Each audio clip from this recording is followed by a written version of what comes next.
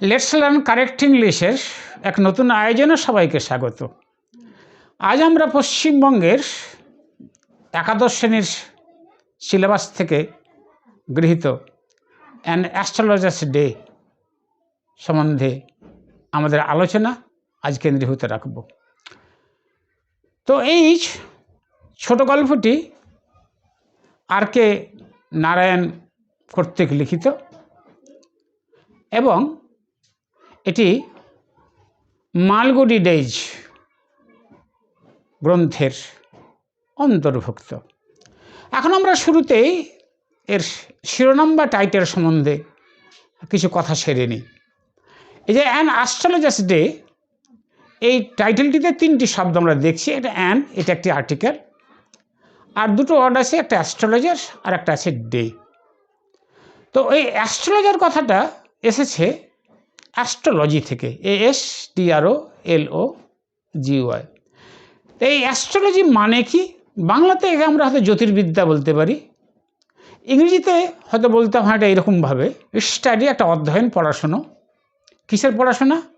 Of the position সম্বন্ধে, অবস্থান সম্বন্ধে পড়াশোনা। কার অবস্থান সম্বন্ধে পড়াশোনা করতে হবে? অফ স্টার্স, তারার।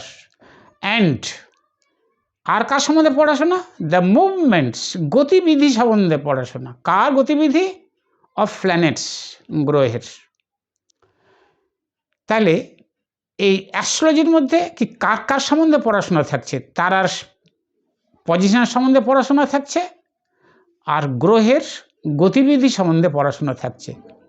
ইন দ্য বিলিফ, এই বিশ্বাস নিয়ে, that they influence human affairs, তারা ইনফ্লুয়েন্স, প্রভাবিত করে হিউম্যান অ্যাফেয়ার্স, মানুষের ঘটনা প্রবাহকে।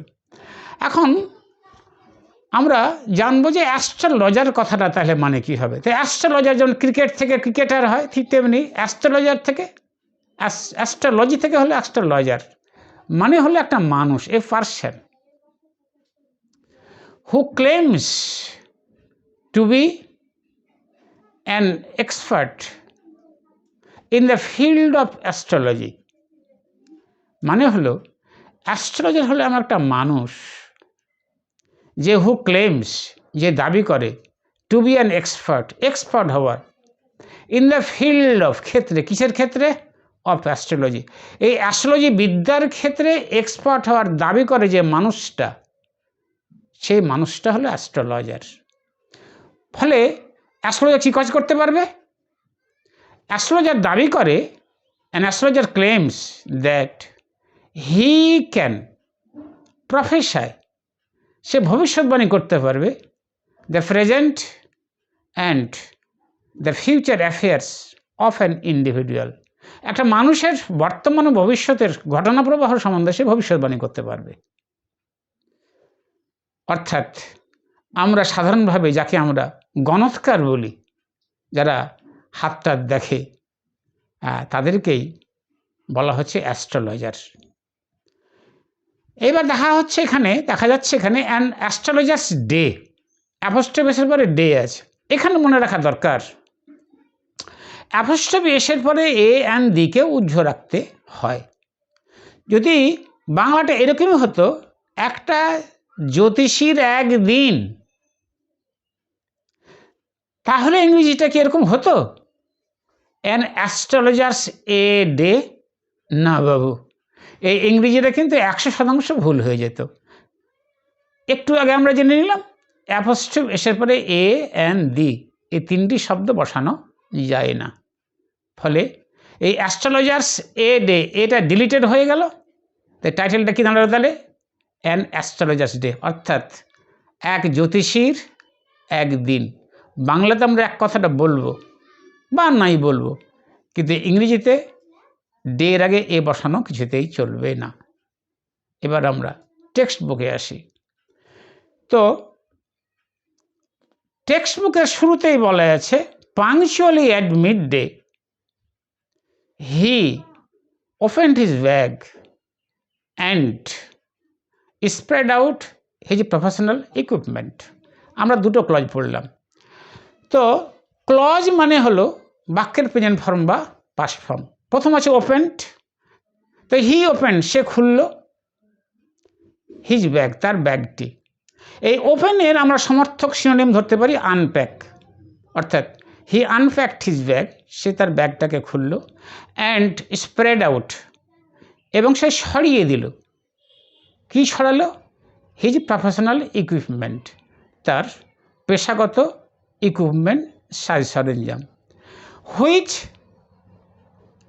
হুইচ কনসিস্টেড, যাদের মধ্যে ছিল, কী কী ছিল? A dozen cowrie shells, 1 dozen cowrie shell. আর কি ছিল? A square piece of cloth, একটা চারকোনা কাপড়ের টুকরো। With obscure mystic charts on it, এই যার উপরে আঁকা ছিল কিছু অস্পষ্ট রহস্যময় চার্ট, নকশা। আর কি ছিল এখানে? A notebook and a bundle of palmyra writing, এবং এ বান্ডল একটা গুচ্ছ, কিসের গুচ্ছ? পালমিরা রাইটিং, মানে তাল পাতার উপর কিছু পাণ্ডুলিপির, পাতার উপর লিখিত কোনো পাণ্ডুলিপির একটা গুচ্ছ ছিল। আচ্ছা, তারপরে বলা হচ্ছে হিজ ফোরহেড, তার কপালটা ওয়াজ রেসপ্লেন্ডেন্ট, উজ্জ্বল করছিল। কি থাকার কারণে? উইথ স্যাক্রেড অ্যাশ, কারণ ওই ওর কপালে বসানো ছিল, লাগানো ছিল স্যাক্রেড অ্যাশ, পবিত্র ছাই, অ্যান্ড ভার্মিলিয়ান, এবং সিন্দুর। অ্যান্ড হিজ আইজ, এবং তার চোখগুলো স্পার্কলড, চকচক করছিল। আর বলছি হিজ আইজ স্পার্কলড, চকচক করছিল, উইথ শার্প অ্যাবনর্মাল গ্লিম, ওর চোখ দুটো চকচক করছিল কি সহ? যে অবস্কিউর, অস্পষ্ট, অথচ অ্যাবনর্মাল গ্লিম দিয়েছিল। অর্থাৎ ওইখানে শার্প অ্যাবনর্মাল গ্লিম, প্রত্যেকটা ভুল হলো, with sharp abnormal Glim.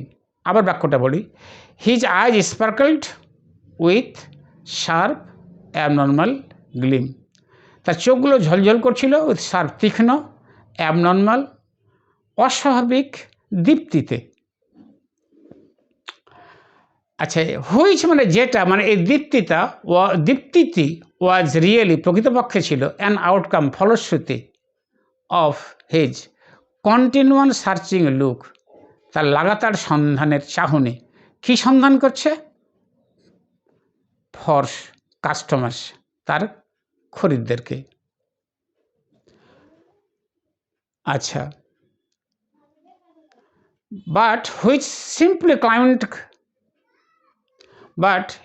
His simple clients, কিন্তু তার সরল মনের খদ্দেররা ওটাকে গ্রহণ করেছিল, two be A prophetic light, একটা এ প্রফেটিক, ভবিষ্যৎবাণী করার জ্যোতি হিসাবে, অ্যান্ড ফেল্ট কমফোর্টেড, এবং তারা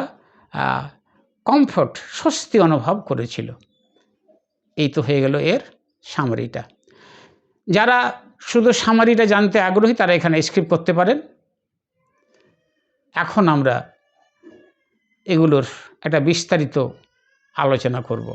তো পাংচুয়ালি অ্যাট মিড ডে, এই প্রথমে যে শব্দটা আমরা দেখছি সেটা আছে পাংচুয়ালি, এটা আছে অ্যাডভার্ব।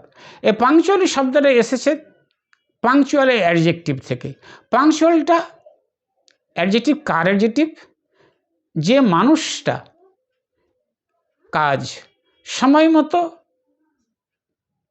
করে, সময়নিষ্ঠ থাকে, যার কাজের এক বিন্দু এদিক সেদিক হয় না, ঠিক কাজটি ঠিক সময় করে, সেই লোকটার অ্যাডজেক্টিভ হবে পাংচুয়াল, এবং তার কাজটারও হবে অ্যাডজেক্টিভ পাংচুয়াল। ধরে নেওয়া যাক যে একটা লোক একবার ঠিক ঠিক সময়ে তার পড়াশুনো করে, তাহলে the man is punctual for his study. বা লোকটা স্টাডিতেও পাংচুয়াল হবে, অ্যাডজেক্টিভ হবে, অর্থাৎ হিজ পাংচুয়াল স্টাডি। আমরা এটাও বলতে পারি the man is renowned for his punctual study. লোকটা তার পাংচুয়াল অধ্যয়নের জন্য, বা অর্থাৎ তার সময় নিষ্ঠ অধ্যয়নের জন্য বিখ্যাত। তো পাংচুয়ালি মানে তাহলে কী হলো? সময়নিষ্ঠভাবে, অ্যাট মিড ডে, দ্বিপ্রহরে। এখন প্রশ্ন হলো, এই মিড ডের আগে অ্যাট বসে আছে কেন? মনে রাখতে হবে, যেগুলো সময় দ্বারা সন্ধিক্ষণ বোঝানো হয় তাদের আগে অ্যাড ব্যবহৃত হয়। যেমন আমরা যে ভোর বলি, যেটাকে ডন, DAWN, এই ভোর শব্দটিতে কি দেখানো হয়? দেখানো হয় যে রাতের শেষ, দিনের শুরু। এই রাতের শেষ আর দিনের শুরুর এই মিলনক্ষণটা হলো ডন, DAWN। তাই ডনের আগে কি হয়ে যাবে? অ্যাট বসে যাবে। He did the prayer at dawn. সে ভোরের বেলা প্রেয়ারটা করে বা প্রার্থনাটা করে। আচ্ছা, একই রকমভাবে নুন, NOON, এই নুনটার আগেও কী হবে? অ্যাট হবে। কেন? এটা মর্নিংয়ের শেষ আর বিকালের শুরু, এই জন্য নুনের আগেও অ্যাট নুন ব্যবহৃত হবে, যে প্রয়োজনীয় প্রিপোজিশন বসানোর দরকার হয়তো। যেমন ওই আগে যে বাক্যটা হলো, ওই বাক্যটা যদি বলি he did the work at noon, সে কাজটি দুপুরবেলা করেছিল। একই রকমভাবে বিকেলবেলা, যেটাকে আমরা গোধূলিবেলা বলি, যেটাকে ডাস্ক, DUSK, বা টুইলাইট বলা হয়, সেটাও কি হলো? বিকেল আর রাত্রির সন্ধিক্ষণ বা মিলন। ফলে সেখানেও কী হবে? অ্যাট ব্যবহৃত হবে। একই রকম রিপোর্ট যদি করি, he did the work at dusk or twilight, সে কাজটি করেছিল গোধূলিবেলায়। তো ঠিক তেমনি ওই অনুসারেই আমরা এখানে মানে কী করবো? পাংচুয়ালি, সময়নিষ্ঠভাবে, একদম ঠিকভাবে প্রত্যেক দিন অ্যাট মিড ডে, দুপুরবেলায় সে কী কাজ করতো? হি ওপেন্ড হিজ ব্যাগ, সে তার ব্যাগটাকে খুলল। আমরা আগেই বলেছি, ওপেন্ডের সমর্থক শব্দ বা সিনোনিম হলো unpacked. And he spread out his professional equipment, এবং সে কী কাজ করতো? স্প্রেড আউট, ছড়িয়ে দিত, হিজ প্রফেশনাল ইকুইপমেন্ট, তার পেশাগত সাজ সরঞ্জামগুলোকে। অ্যান্ড স্প্রেড শব্দটি সম্বন্ধে আমাদের মনে রাখা দরকার যে স্প্রেড শব্দটি হলো এটা হলো একটা ভার্ব।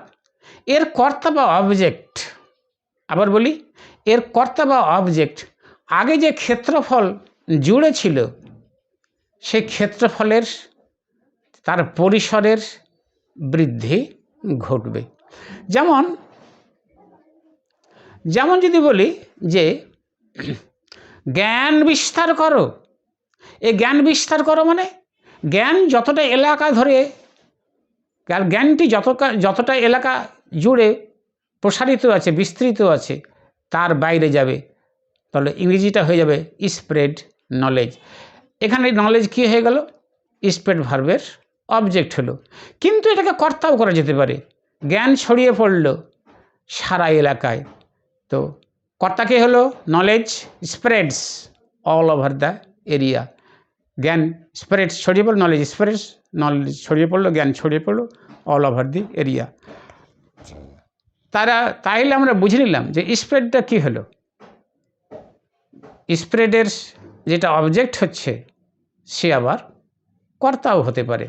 আবার এই স্প্রেডকে যদি ভিটি করি, আর অবজেক্ট যদি করি, তাহলে যে এই স্প্রেড করার জন্য দায়ী, সেই কিন্তু স্প্রেড ভাবে কর্তা হবে। যেমন মশা ম্যালেরিয়া ছড়ায়, তাহলে এই ছড়ানো কার স্থান কম থেকে বেশি হচ্ছে? ম্যালেরিয়া অবজেক্ট হয়ে গেল।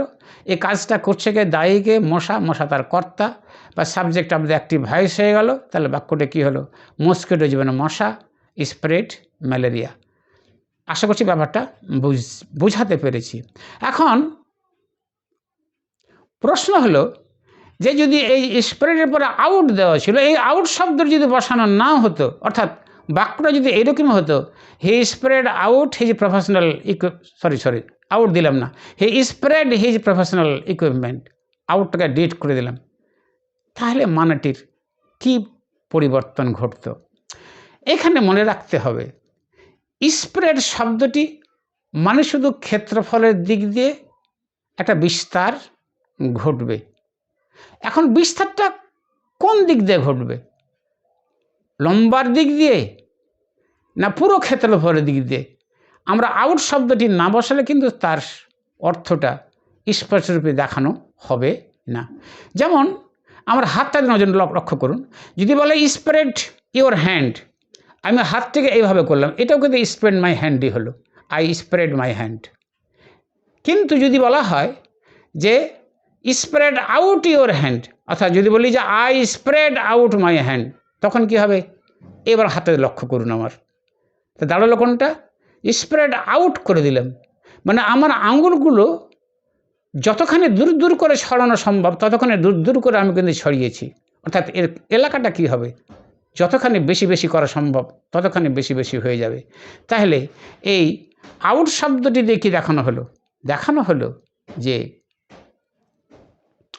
যে এই অবজেক্টটির এলাকাটা কী হয়ে যাবে? যতটা যতটা যতটা বেশি বেশি করা সম্ভব ততটাই বেশি বেশি বিস্তার ঘটবে। আর একটা উদাহরণ নিয়ে নিই।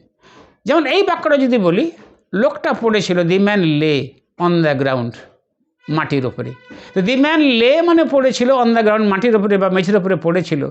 লের পরে আউট বসায়নি, মানে এটা আমরা ধরতে পারি যে লোকটা লম্বালম্বিভাবে হরাইজন্টালি কী করেছিল? মাটির ওপরে পড়েছিল। কিন্তু যদি আমরা এই বাক্যটা বলি, দি ম্যান লে আউট অন দ্য গ্রাউন্ড, মেসেজটা এরকম হয়ে গেল, লোকটা অনেকটা হাত পা ছড়িয়ে দিয়ে মাটির ওপরে পড়েছিল। আশা করছি ব্যাপারটা বোঝাতে পেরেছি যে স্প্রেড এবং স্প্রেড আউটের মনের শব্দ দুটির অর্থগত তাৎপর্য কি। এবার আমরা এতে যাই, হিজ প্রফেশনাল ইকুইপমেন্ট। তো প্রফেশনাল ইকুইপমেন্ট, প্রফেশনাল বুঝতে পেশাগত ব্যাপার হয়ে গেল। এখন ইকুইপমেন্ট, এই ইকুইপমেন্ট শব্দটি হয়ে গেল একটা আনকাউন্টেবল নাউন। ইকুইপমেন্ট কথার মানে কি? ইকুইপমেন্ট কথার মানে হলো সাজ সরঞ্জাম। তো কীরকম সাজ সরঞ্জাম? ইকুইপমেন্টটা হলো যে একটা কাজ, যে কোনো একটা কাজ আমরা করব, একটা কাজ করতে যতগুলো জিনিসের আমাদের দরকার হবে সবই ইকুইপমেন্টের মধ্যে পড়বে। যেমন ধরুন কেউ ডিসাস্টার মানে যে বন্যা, ঝড়, বৃষ্টি বা ভূমিকম্পের জন্য যেটা বিপর্যয়, সেই বিপর্যয় এই যে ডিজাস্টার, DISASTER। এখন ধরুন এই ডিজাস্টারে কেউ ত্রাণের কাজ করতে যাবে, তো এই ত্রাণের কাজ বা উদ্ধারের কাজ করতে গিয়ে কিছু যন্ত্রপাতি লাগবে, তো এই যন্ত্রপাতিকে বলা হবে ডিসাস্টার ইকুইপমেন্ট। অনুরূপভাবে আমরা যে রান্না করি, রান্নার জন্য আমাদের অনেক যন্ত্রপাতি লাগে, এই যন্ত্রপাতিগুলোকে বলতে পারবো আমরা cooking equipment, COOKING, cooking, COOKING, cooking equipment, EQUIPMENT। এখানে স্মরণীয় আরও একটি কথা, এই ইকুইপমেন্ট কিন্তু নাউন। রান্নার সাজ সরঞ্জাম তো একটা হয় না, হাঁড়ি লাগে, বালতি লাগে, তারপরে ধরুন খুন্তি লাগে, চামচ লাগে, এতগুলো কিছু, আরও কত কি লাগে। তো ইকুইপমেন্টস বলা কি ঠিক হবে? আই নিড, আমার দরকার, বা আই উইল বাই, আমি কিনবো সাম কুকিং ইকুইপমেন্টস, এই বাক্যটি কি শুদ্ধ হবে? না বাবা, বাক্যটি শুদ্ধ হবে না। শুদ্ধ হবে না, তার কারণটা হলো এই যে ইকুইপমেন্ট হলো আনকাউন্টেবল নাউন। তো যেটা আনকাউন্টেবল নাউন তার বহুবচন করা যাবে না।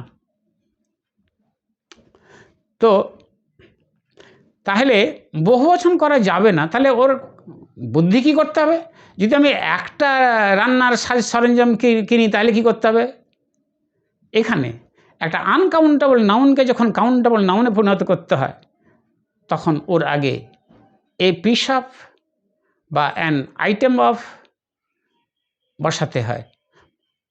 বা কখনো কখনো এই ঘাসের ক্ষেত্রে, যদি ঘাস তো আনকাউন্টার নাউন, এই ঘাসের ক্ষেত্রে এ ব্লেড অফ এই শব্দগুলো বসাতে হয়।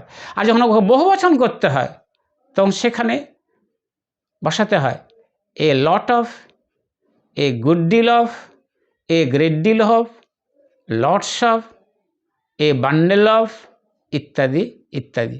তাহলে আমরা এখানে যদি বলি যে আমি একটা রান্নার বাসন কিনব, তাহলে কী হবে? আই উইল বাই, আমি কিনবো a piece of cooking equipment. আশা করছি ব্যাপারটা বুঝাতে পেরেছি। এবার আমাদের আর একটু জেনে নিই, এই ইকুইপমেন্ট শব্দটি কিন্তু নাউন, এর ভার্ব ফর্ম হলো ইকুইপ, EQUIP। এই ইকুইপ মানে হলো সজ্জিত করা, মানে একটা কাজের জন্য যা যা দরকার সেইভাবে নিজেকে বা অপরকে প্রস্তুত করা হলো ইকুইপ। যেমন ধরুন একটা মানুষ কলকাতার রাস্তায় ঘুরে বেড়াবে, এক জায়গা থেকে অন্য জায়গায় যাবে, তো পুরো কলকাতা যদি চষে বেড়ায় তাহলে তো লোকটাকে জানতে হবে যে কোন রাস্তা দিয়ে যেতে হয়, কোন বাস ধরতে হয়, ইত্যাদি ইত্যাদি ইত্যাদি ইত্যাদি, কোন ট্রাম ধরতে হবে বা আর কিছু কি করতে হবে। তো তাহলে কী কাজ করতে হবে? নিজেকে এই তথ্যগুলো দ্বারা নিজেকে সমৃদ্ধ করতে হবে। সে বলতে পারবে যে, সে যদি নিজেকে সমৃদ্ধ করে নেয়, বলবে আই হ্যাভ ইকুইপড মাইসেলফ, আমি আমাকে ইকুইপড করে নিয়েছি, কি দিয়ে? With a street plan. A street plan, আবার বলি I have equipped myself with a street plan. Street plan মানে এই স্ট্রিট দিয়ে ঘুরতে ঘুরতে, যেতে যেতে আমার যেসব প্ল্যান বা পরিকল্পনা বা যে ছক, যেসব চিন্তা ভাবনার দরকার হবে সব আমি মাথায় তুলে নিয়েছি। তাহলে ওর ইংরেজিটা হয়ে গেল যে I have equipped myself with a street plan. বা কলকাতার জন্য যদি নির্দিষ্ট করে বলি তো এর জায়গাতে আমি দিয়েও বলতে পারি I have equipped myself with the street plan. আচ্ছা, এবার যদি বলি যে একটা ছেলে কী কাম করেছে, এই কম্পিটিশান পরীক্ষাতে বসার জন্য যা যা প্রয়োজনীয় দরকার সবগুলোই করে ফেলে নিয়েছে। তো এবং ধরে নেওয়া যাক তার শিক্ষক মশাই তাকে এইটা করতে সাহায্য করেছে, তাহলে ইংরেজিটা কী হবে? The teacher has equipped the বয়। শিক্ষক মশাই ওই শিশুটিকে বা ওই বালকটিকে, শিশু তো নয়, বালক যখন চাকরির জন্য চেষ্টা করছে, তা the teacher has equipped the boy to sit for the competitive exam. মানেটা এইরকমই হলো, শিক্ষক মশাই হ্যাজ ইকুইপড দ্য বয়, ছেলেটিকে কী বলো, সুসজ্জিত করে তুলেছে, কী কাজ করার জন্য? সিট ফর, বসার জন্য দ্য কম্পিটিটিভ এক্সাম, এই কম্পিটিটিভ পরীক্ষাতে। আশা করছি ইকুইপ শব্দটি এবং ইকুইপমেন্ট শব্দটি আপনাদেরকে বোঝাতে পেরেছি। তারপরে এলো হুইচ কনসিস্টেড। এই হুইচ বসলো কার বদলে? এই ইকুইপমেন্টের বদলে। তাহলে এটা কোন ক্লজ হয়ে গেল? এটা হয়ে গেল রিলেটিভ ক্লজ। এর অ্যান্টিসিডেন্ট হলো ইকুইপমেন্ট, আর which consisted dot dot dot, এটা হয়ে গেল ওর রিলেটিভ ক্লজ।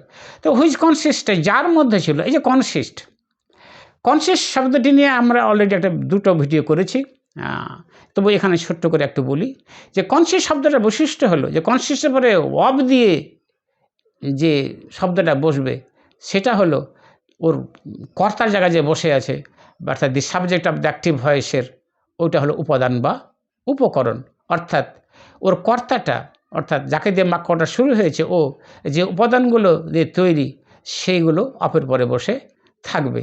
যেমন আমরা গত ভিডিওতে একটা বলেছি যে আমার কাজ হলো আমার বৃদ্ধ পিতামাতার দেখাশোনা করা। অর্থাৎ আমার কাজের মধ্যে আমার কাজের উপাদান শুধু কোনটি? আমার বৃদ্ধ পিতামাতার দেখাশোনা করা, এটাই, এর বাইরে কিছু নেই। তাহলে কি হলো? মাই জব কনসিস্টস অফ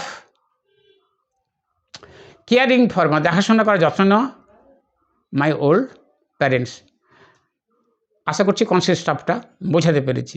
তো এইখানে বলা ছিল হুইচ কনসিস্টেড অফ, হুইচ মানে এই ইকুইপমেন্টের মধ্যে তাহলে কী কী ছিল। তো কনসিস্টের পরে কনসিস্ট অফের পরে যেগুলো থাকবে তাহলে বুঝে নেব যে ইকুইপমেন্টের মধ্যে ওগুলোই থাকবে, ওর বাইরে অন্য কিছু আর থাকবে না। তো এখানে বলা আছে যে হুইচ কনসিস্টেড, যেগুলোর মধ্যে ছিল কী ছিল, 4টে জিনিস থাকার কথা বলা হচ্ছে। নম্বর 1 বলা হচ্ছে এ ডজন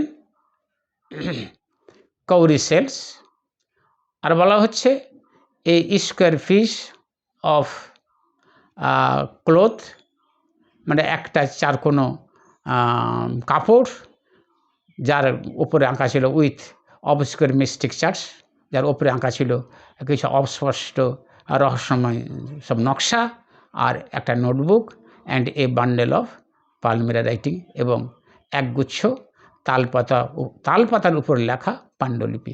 তাহলে এই 4টাই ওখানে ছিল। তো যাই হোক, তো এবার আমরা এই কনসিস্ট অফ তো শিখে নিলাম। তারপরে এই ডোজেন লেখা আছে, এই ডোজেন শব্দটাকে একটু বুঝে নিই। তো আমরা জানি যে 12টিতে ডোজেন হয়। তো এই যে যখন নির্দিষ্ট সংখ্যা হয়, মাথায় রাখতে হবে, নির্দিষ্ট সংখ্যাবোধক শব্দের পরে যখন নাউনটি বসে তখন কিন্তু ওই নির্দিষ্ট সংখ্যার বহুবচনও হয় না এবং ওর পরে অপও বসাতে হয় না। যেমন আমরা জানি 500 জন মানুষ ইংরেজি 500 পিপুল হয়। অনুরূপভাবে যদি বলি 5 ডজন কলা, তাহলে কি হবে 5 ডজন ব্যানানাজ, 5 ডজনস অফ বসবে না।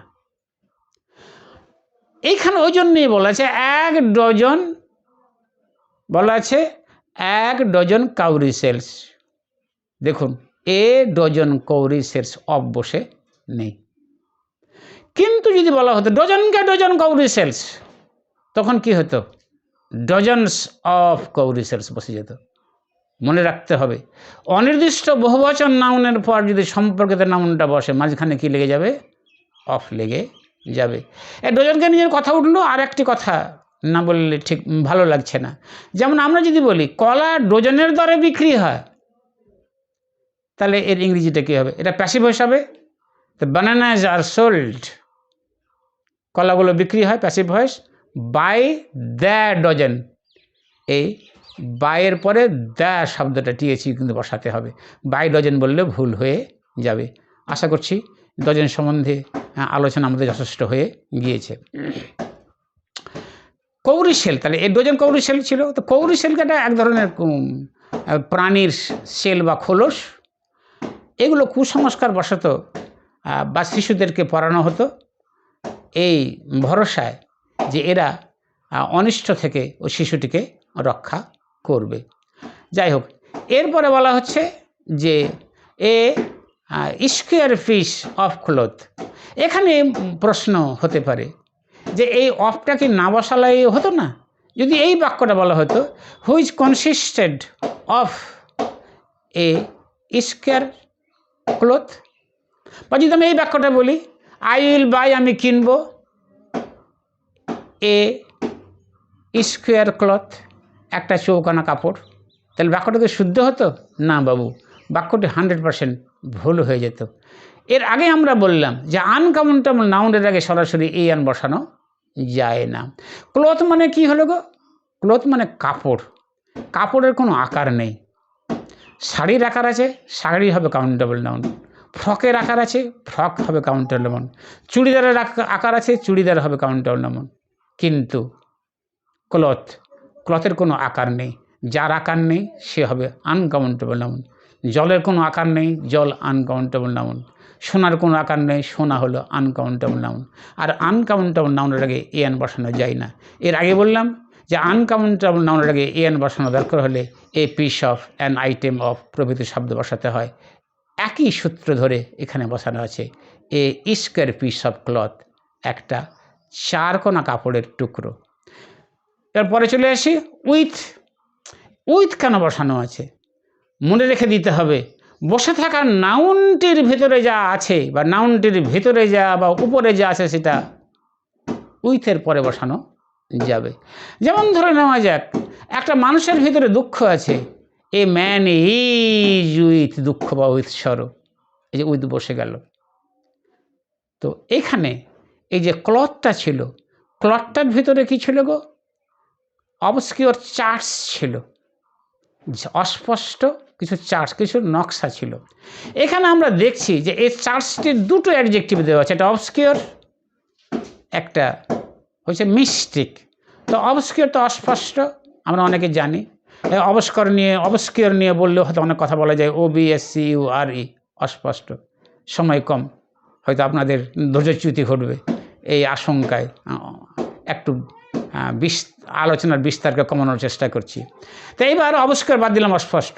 এটা কিন্তু মনে রাখা যাবে, এটা অ্যাডজেক্টিভও হয়, ভিটি হয়, অপরকে অস্পষ্ট করাও হয়। এবার মিস্টিক, MYSTIC, এটা কিন্তু অ্যাডজেক্টিভ।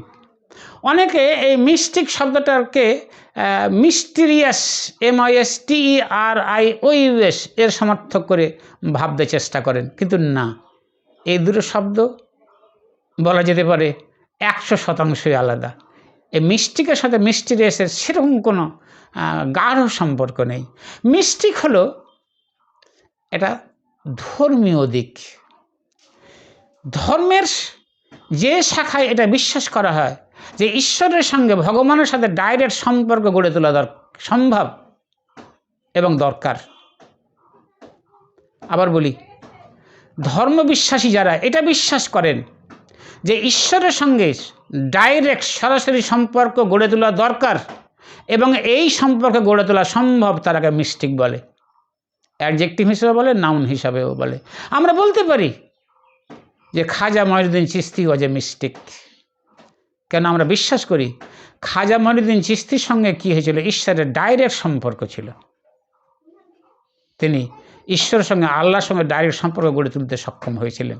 তো এই যারা গণৎকারী করেন, তারাও বিশ্বাস করেন যে তারা কী কাজ করবেন? ঈশ্বরের কাছ থেকে কোনো ব্যক্তি বিশেষের সম্বন্ধে গূঢ় তথ্যগুলো ওনারা উদ্ধার করে প্রকাশ করে দিতে পারবেন। ফলে তাদের বিদ্যাটাকেও মিস্টিক আর্ট আমরা বলতে পারি। ওই জন্যে বলা হচ্ছে এখানে মিস্টিক চার্চ। এই এমন এক চার্ট, এমন এক নকশা, যার সঙ্গে এই তো বললাম ঈশ্বরের সাথে সম্পর্ক করে নেওয়ার, গড়ে তোলার বা ওর কাছ থেকে তথ্য উদ্ধার করার ব্যাপার স্যাপার জড়িয়ে আছে বলে এই চার্টগুলোকে মিস্টিক চার্ট বলা হচ্ছে। অর্থাৎ এই চার্টগুলো যদি কেউ ব্যাখ্যা করতে পারে, বুঝে নিতে পারে, এর সম্বন্ধে ধারণাগুলো স্পষ্ট করতে পারে, এই ব্যাপারে পাণ্ডিত্য অর্জন করতে পারে, তাহলে এই চার্টের ভিত্তি করেই সে কী কাজ করবে? কোনো একটা ব্যক্তি বিশেষের সম্বন্ধে তথ্য ঈশ্বরের কাছ থেকে উদ্ধার করে নিতে পারবে। এই মানুষে এইগুলোকে মিস্টিক চার্ট বলে দেওয়া হয়েছে। এই নোটবুক কী হয়ে গেল? And a bundle of palmyra writing. তো এবার পালমিরা রাইটিংয়ে ফিরে আসি। পালমিরা রাইটিংয়ে যে কথাটা আমরা এর আগে বলেছি, আবার বলি, যে পালমিরা কিন্তু তালপাতা, তাল গাছ। এটা হলো একটা তাল গাছ, এক ধরনের তাল গাছ। এই palm tree which is native to the Indian subcontinent, যেটা আমাদের এই ভারতীয় উপমহাদেশে পাওয়া যায়। তো এই তালপাতার উপরে যে পাণ্ডুলিপি, সেটাকে বলা হচ্ছে পালমিরা রাইটিং। এখন প্রশ্ন হলো যে এ বান্ডেল তো বলা ছিল, তো পালমিরা রাইটিং তো অনেকগুলো থাকার কথা, তার রাইটিংস হলো না কেন? তাহলে আমাদের কি হয়তো মনে হতে পারে যে ইংরেজিটা কিন্তু ভুল হয়ে গেল। হয়তো নারায়ণবাবুর বলা উচিত ছিল এ বান্ডেল অফ পালমিরা রাইটিংস, কিন্তু না, রাইটিং আনকাউন্টেবল নাউন। আগেই বলেছি যে আনকাউন্টেবল নাউনের আগে এন বসানো যায় না, ওর বহুবচন করা যায় না। তো যেহেতু রাইটিং হলো আনকাউন্টেবল নাউন, এই জন্য ওর বহুবচন বোঝাতে আমরা এ লট অফ বসাতে পারতাম, এ লট অফ পালমিরা রাইটিং। এখানে গুচ্ছ দেখানো হয়েছে বলে বলা হয়েছে এ বান্ডেল অফ পালমিরা রাইটিং। এখন প্রশ্ন হতে পারে, রাইটিং কি সবসময় আনকাউন্টেবল নাউন?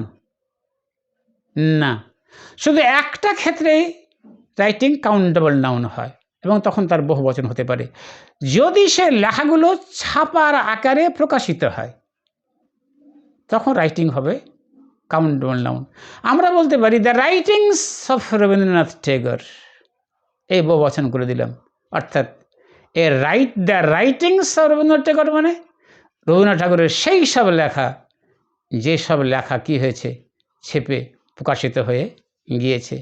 এবার আমরা পরের লাইনে আসি, যে হিজ ফোরহেড ওয়াজ রেসপ্লেন্ডেন্ট। এ রেসপ্লেন্ডেন্ট আপনার টেক্সট বুকে দেখতে পাচ্ছেন। এ রেসপ্লেন্ডেন্ট এটা হলো অ্যাডজেক্টিভ। এটা কার অ্যাডজেক্টিভ হবে? যেটা চকচক করবে, যে নাউনটি চকচক করবে, রঙিন, ভালো লাগবে, তারই অ্যাডজেক্টিভ হবে রেসপ্লেন্ডেন্ট। তো ধরে নেওয়া যাক একটা মেয়ে নতুন পোশাক পরেছে, ওকে দেখে খুব ভালো লাগছে, বেশ চকচক করছে, ওকে মনে হচ্ছে ওই নতুন পোশাকে। তার বলতে পারি দ্য গার্ল ইজ রেসপ্লেন্ডেন্ট।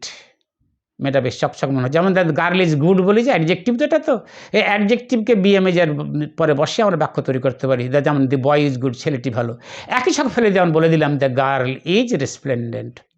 এইবার মেয়েটা কী হয়েছে গো? নতুন পোশাক পরে আছে। এই আর একটা নিয়ম বলি, পরিহিত পোশাককে ইনের পরে বসাতে হয়। তাহলে নতুন পোশাক ইনের পরে বসালাম, তাহলে কী হলো? ইন এ নিউ বা ইন হার নিউ ড্রেস বলে দিলাম। তাহলে বাক্যটা কী হলো? The girl is resplendent in her new dress.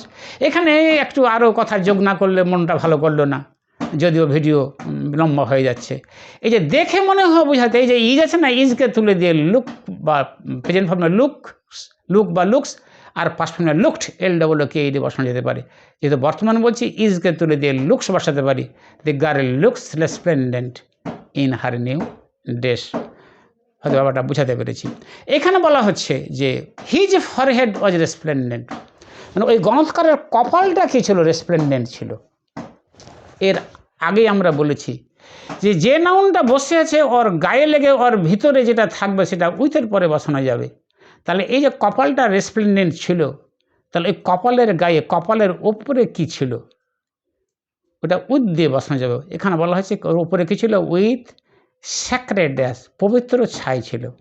পবিত্র নিয়ে অনেক কথা বলার ছিল, কিন্তু বলা হলো না। তো পবিত্র ছাই ছিল। আর কি ছিল? ভার্মেলিয়ান, সিঁদুর ছিল। অ্যান্ড হিজ আইজ স্পার্কলড, এবং তার চোখগুলো কি কাজ করছিল? স্পার্কেল, চকচক করছিল। এই যে স্পার্কেল ওয়ার্ডটি মনে রেখে দিতে হবে, যে যেটা চকচক করে। চকচক করা মানে শাইন উইথ ফ্ল্যাশেস, ফ্ল্যাশ থাকবে ওইখানে। আমরা তো ক্যামেরার ফ্ল্যাশ তো বলি, ওই ক্যামেরার ফ্ল্যাশ। এখানে ফ্ল্যাশ কিন্তু বহু বচন করেছি। ফ্ল্যাশেস মানে একটা ফ্ল্যাশ থাকবে না, বারবার ফ্ল্যাশ করবে। যেমন আমরা বলি যদি যে তারাগুলো কি কাজ করছে? আকাশে চকচক করছে। কর্তা কে হলো? তারাগুলো। দ্য স্টার্স ফ্ল্যাশ, স্পার্কলড, চকচক করছে উইথ ফ্ল্যাশেস। কোথায়? In the sky. বা আমরা এটাও বলতে পারি দ্য স্কাই স্পার্কলড, আকাশটা চকচক করছে। এবার ওই একই কথা চলে আসে, আকাশ যখন চকচক করছে, আকাশের গায়ে কি লেগে গেছে গো? উজ্জ্বল তারা। তা আগে তো আমরা বললাম বসে থাকা নাউনটির গায়ে যেটা লেগে থাকবে সেটা কার পরে বসবে? উইথের পরে। তাহলে কি হলো? With brilliant stars. আর বাক্যটা বলি দিই, the sky sparkled with brilliant stars. এবার আরেকটা বাক্য না বললে ঠিক ভালো লাগছে না, যে আমরা যদি বলি চাঁদের আলো নদীর ঢেউয়ে, চাঁদের আলো নদীর ঢেউয়ে ঝলমল করছে। কে ঝলমল করছে? চাঁদের আলো। The moonlight sparkles. এক জায়গাতে মনে রাখতে হবে, এই জায়গাতে যে জায়গাটা চকচক করবে সেটা কিন্তু অনের পরে বসাতে হবে। তাহলে কি হলো? যে the moonlight sparkles on the waves, ঢেউর উপরে, কার্গো অব দি রিভার। এই স্পার্কল শব্দটির আর একটা ব্যবহার না বললে ঠিক ভালো লাগে না। সেটা হলো এই যে স্পার্কল মানুষের চকচক করে নয়, উজ্জীবিত হয়ে ওঠা, প্রাণচঞ্চল হয়ে ওঠা, চনমনে হয়ে ওঠা, সেটাও কিন্তু স্পার্কল হতে পারে আলংকারিক অর্থে। যেমন ছেলেটি বিয়ের অনুষ্ঠানে বেশ চনমনে হয়ে ওঠে, মানে কোনো অনুষ্ঠান পেলে ব্যাস খুব খুশি। তো কি বলতে পারি, দ্য বয় স্পার্কলস, ছেলেটি চনমনিয়ে ওঠে কী সহগ, উইথ চেয়ারফুলনেস, কোন জায়গাতে, অ্যাট এ ওয়েডিং পার্টি।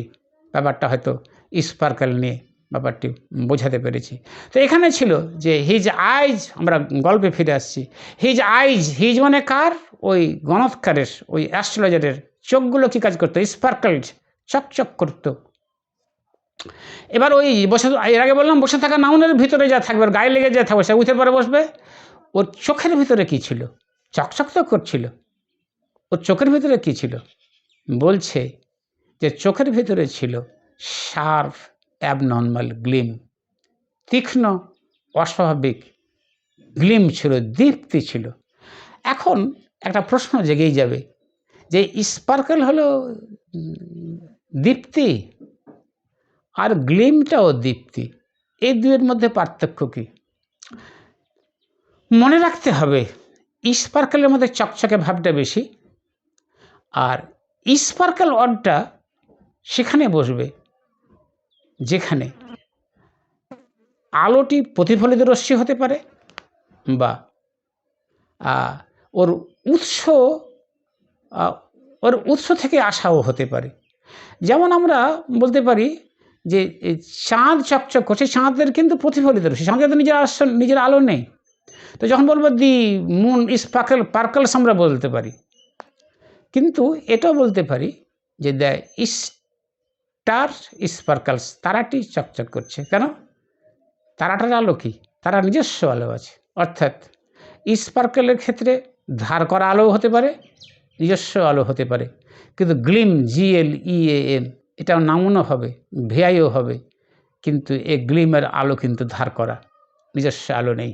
আমরা বলতে পারি moonlight glimpse on the waves of the river, চাঁদের আলো গ্লিম চকচক করছে অন দ্য ওয়েভস, ঢেউয়ের ওপরে, অফ দ্য রিভার, নদীর।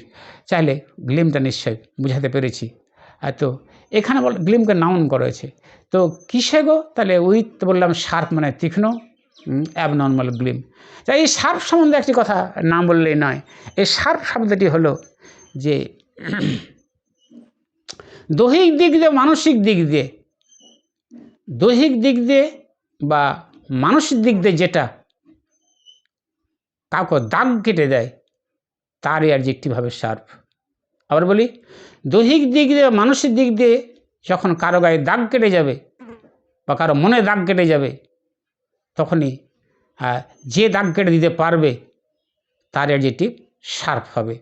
যেমন এই যে আমরা ক্লাস 9-এ পড়েছি, ওই বুঝি কী যেন ছিল, অল অ্যাবাউট এ ডগ, এই গল্পে যে এই যে বাতাসকে বলা হচ্ছে শার্প, শার্প নাইফের মতো। বাতাসকে কেন শার্প বলা হচ্ছে, কেন? যে এই বাতাসটা কী হচ্ছে, বাতাসটা যখন গায়ে এসে বিলছে, ঠান্ডা বাতাস, তো ওই বাতাস যেন আমাদের গাটাকে কেটে দিচ্ছে, ফলে ওই বাতাসকে কী বলা যেতে পারে, দ্য শার্প উইন্ড। ঠিক তেমনি একটা নয়েজ, একটা চিৎকার, একটা গোলমালটা যদি আমাদের কানে এসে বিধে, আমরা সে গোলমালকে বলবো এ শার্প নয়েজ। তো এরকমভাবে এই টেস্টকেও শার্প বলা যেতে পারে, শার্প টেস্ট। তো এই শার্প টেস্ট কি পজিটিভ না নেগেটিভ হবে?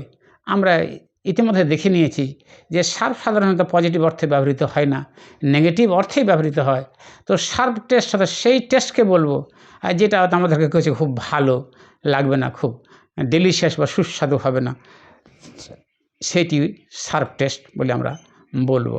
তো যাই হোক, তাহলে ওর চোখে যে স্পার্কেল ছিল, তো চোখের মধ্যে কী ছিল, একটা তীক্ষ্ণ অথচ অ্যাবনর্মাল গ্লিম ছিল। বলা হচ্ছে তারপরে which was really an outcome, যেটা ছিল একটা ফল, রেজাল্ট। তো কার রেজাল্ট ছিল? Of his continual searching look for customers. তা আউটকাম ফল ছিল। এবার এই আউটকাম আর রেজাল্ট, এই দুটোর মধ্যে পার্থক্য আমরা জেনে নিই। তো রেজাল্ট শব্দটি হলো যে ওর ফলটা আমরা বুঝতে পারবো, এই যে এইখান থেকে এই ঘটনাটা ঘটলো, এটা আমরা দেখতে পাচ্ছি। যেমন ধরে নেওয়া যায় একটা ছেলে রাত দিন পড়াশোনা করেছে, ভালো ফল করেছে, তা আমরা বলবো যে তার সফলতা, his success is the result of his hard labour. কেন ওই যে কঠোর পরিশ্রম করেছে, হার্ড লেবার করেছে, তার সফলতা পেয়েছে, এটা আমাদের চোখে দেখা ঘটনা। তো চোখে দেখা যেন ঘটনা, চোখে দেখা যখন ফল তখন রেজাল্ট। তো তো his success is the result of his hard labour.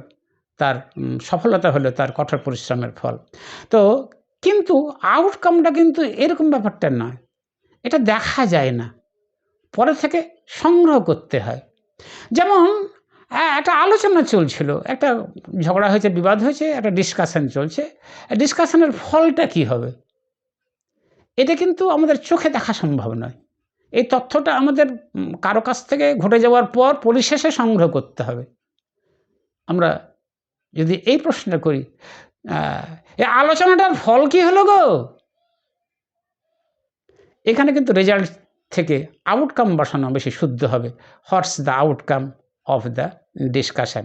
আশা করছি রেজাল্ট আর আউটকামের মধ্যে পার্থক্যটা বোঝাতে পেরেছি।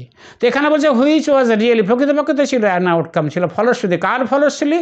ফলশ্রুতি of his continual searching look for customers. তার অবিরাম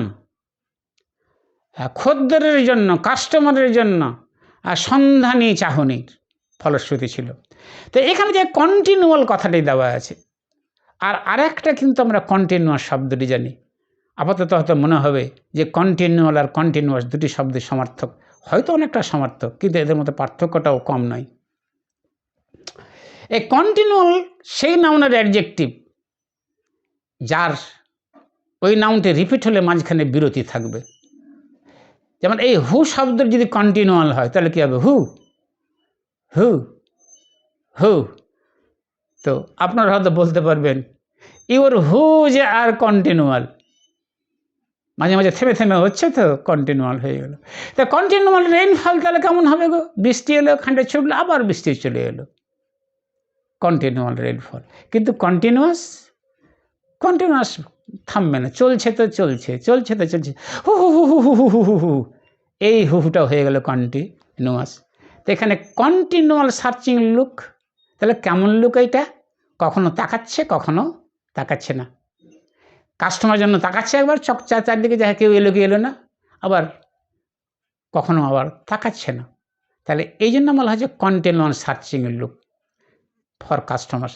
এখানে মনে রাখতে লুক, লুক শব্দটির মানে যখন কোনো কিছুকে খোঁজা হবে, তো যাকে খোঁজা হবে সেটা পরে পরে বসবে। মনে রাখা ভালো, লুকটা নাউনও হয়, ভার্বও হয়। এই বাক্যে লুক নাউন হয়েছে, ভার্ব হিসেবে বসতে পারে। আমি যেন বলতে পারি যে লোকটা তার গরুটিকে খুঁজছে, the man is looking for his cow. আশা করছি লুক শব্দটাকেও বোঝাতে আমরা পেরেছি। তো হয়ে গেল তাহলে কন্টিনিউ সার্চিং লুক ফর। পরের আছে এখানটায় যে but his simple clients which his simple clients took to be a prophetic light. তো এখানে হুইচ মানে কোনটা? তাহলে ওই গ্লিমটাকে আর কি, ওই গ্লিমটাকে কী করছে? তার সিম্পল ক্লায়েন্টস, সরল মনের খরিদ্দাররা টুক গ্রহণ করছে। কী রূপে গ্রহণ করছে? Two be A prophetic light, একটা প্রফেটিক লাইট রূপে, এই ভবিষ্যৎবাণী করে দেওয়ার দীপ্তি রূপে। তো এখানে এই টেক শব্দটি সম্বন্ধে দু একটা কথা বলতেই হয়। টেক শব্দটি যখন ভুল করে করা হবে, তো যাকে ভুল করে মনে করা হবে সে বসবে টেকের অবজেক্ট, আর ওই অবজেক্টটাকে ভুল করে যেটা ভাবছি সেটা ফরের পরে নাউন হিসাবে বসবে, অথবা টু বির পরে সেই নাউন হিসাবে বসবে।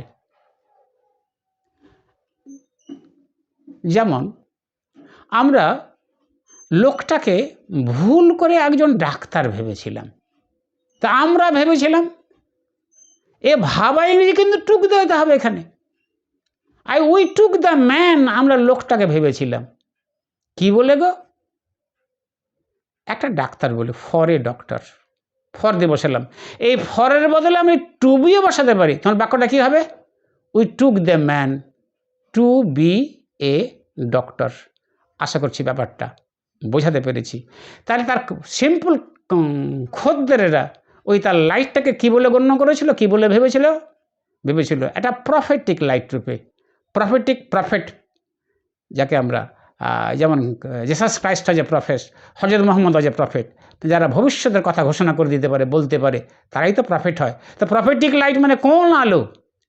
এই আলোর সাথে তার সম্পর্ক আছে যে ভবিষ্যৎবাণী করে দিতে পারার ক্ষমতা রাখে, ওই লাইট।